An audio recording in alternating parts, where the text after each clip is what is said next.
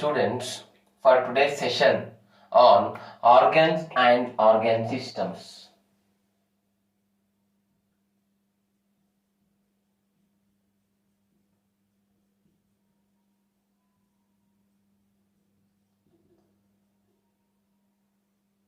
So let me remind you what we have studied in the previous classes.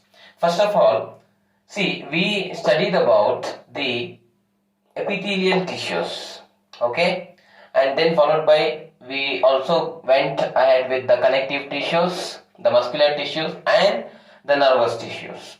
All their aspects we have dealt, their structure, their function, alright, their modifications, their locations we have discussed in the previous so many classes.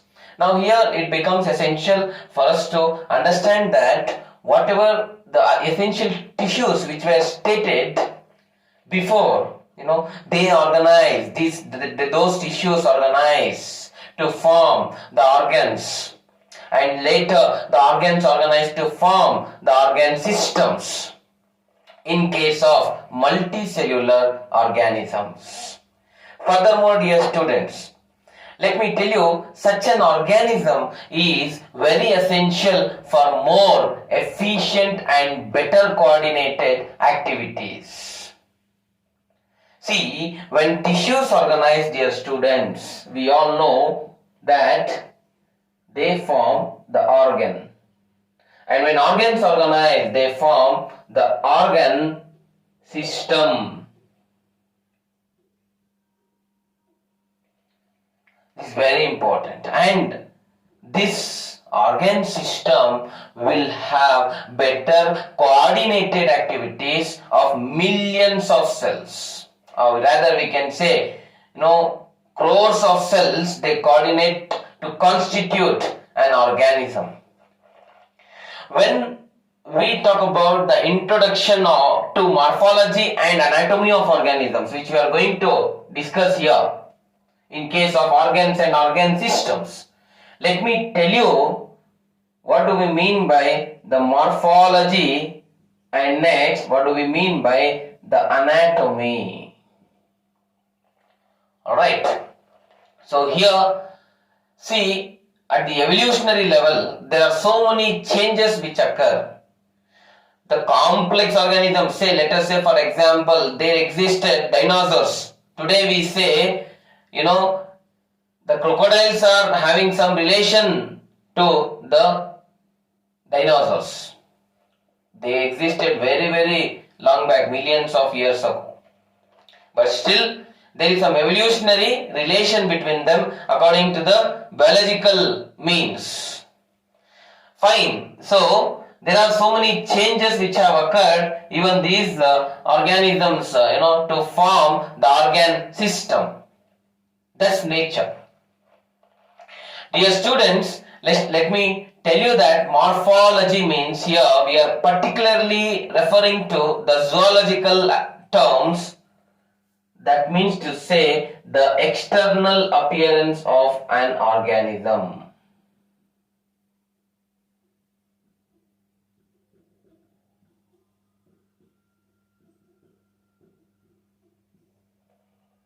External appearance. Please understand that external appearance means to say the characters which we can easily observe through our naked eye, which we can say it to as phenotypic as well. See, morphology can also be stated as observable.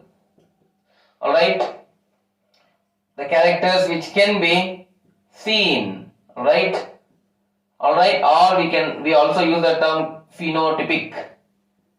The same meaning it gives. The characters, which are observable, the external characters, rather we can say, or external appearance of an organism. Alright, whichever we can observe, whichever we can see, those characters are referred to as morphological characters. And their study is referred to as morphology, which we are going to study with respect to few important organisms. Dear students, let me also tell you what we mean by anatomy.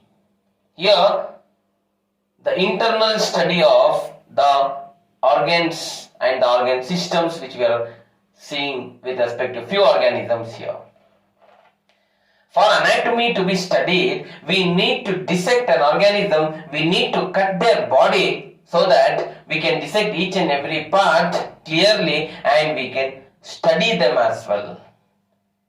The study of internal tissues and organs of the body is what we call the anatomy, internal study. So this involves generally the dissection, or we need to have an incision in the body. See, dear students, further let me tell you that the most common type of earthworms we find are the Ferretima and the Lumbricus. The most common are Ferretima and Lumbricus. These are the genus of two earthworms which are commonly found in most of the places.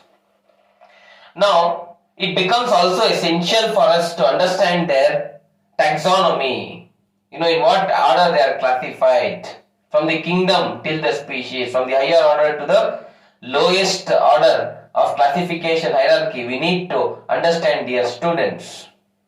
So here, firstly, let me tell you about the Ferretima.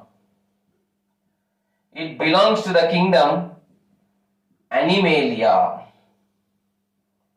Alright, this is very much common and easy to know as well. And we know that it is an invertebrate animal belonging to the invertebrate phylum called as Annelida. Most of the worms, invertebrate worms, which have, the setae and the segmented body, alright, are included here. Furthermore, they belong to the class Oligochaeta. Alright, class is Oligochaeta. Order Opisthophora. Order is Opisthophora. Then we have family Megascolidae. And then we have the genus as Ferretima and the species as Posthuma. When you look at here, dear students, in order I am moving from the kingdom, right, to the species. That means from the highest to the lowest. See, kingdom is Animalia, then phylum is Annelida, class Oligochaeta, order Opisthophora, family the Ferretima belongs to is Megascolidae, then genus we have here is Ferretima and species is Posthuma. Alright. So, sir, how to remember this order of classification? See, we have one sentence, you can frame one sentence here to remember that. Kids put cat on fire gas stove. Alright, kids put cat on fire gas stove. So, K for kingdom, P for phylum, C for class, O for order, F for family, G for genus and S for stove. So, in this order only you have to move with the classification hierarchy. That would be more appropriate and it makes sense. Dear students, moving to the next common type of earthworm we have is Lumbricus. In the same order, let us move. Firstly, let us know that it also belongs to the kingdom Animalia. Then the phylum as usual, invertebrate phylum, that is Annelida. Then here class it differs. We call the class as Clitellata. Then see, the class in case of Ferretima was Oligochaeta, here it is Clitellata. Next we have the order as Haplotaxida. I request you all to note down these points which are essential, okay? Then family is Lumbricidae. and then we have genus. The genus here, as I said you, is Lumbricus. Then species, Lumbricus terrestris we say, okay, Lumbricus terrestris. Okay, now let me tell you, when we take into consideration the scientific name, generally we consider, especially the biological classification, when we consider, we take into account the genus and the species. Here the genus is Ferretima and the species is Postuma, alright, and here the genus is Lumbricus and the species is terrestris. So rather we can say Ferretima postuma is and the Lumbricus terrestris are the common type of earthworms which can be seen in most of the places. So this is the general introduction which we can take into account of the organisms, and we are talking here with respect to the earthworms classification. Alright, so earthworms classification we have studied. So the first organism which we are studying is which one? The Ferretima lumbricus, or rather we can say that was what? The earthworm.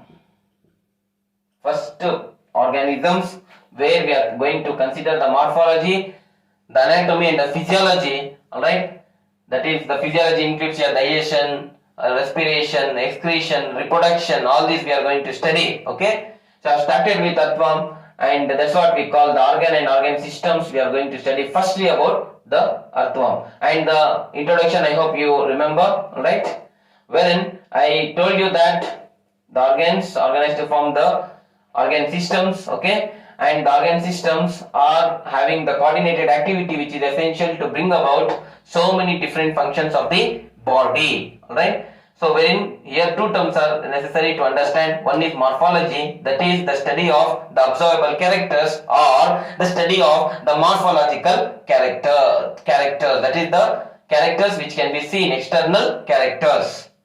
Anatomy, internal characters we take into consideration. Here it can be studied through dissection and or through the cut or incision made in the body. Okay, so this is the introduction you can remember, and also about we have started about the earthworm. Let us continue further about this organism.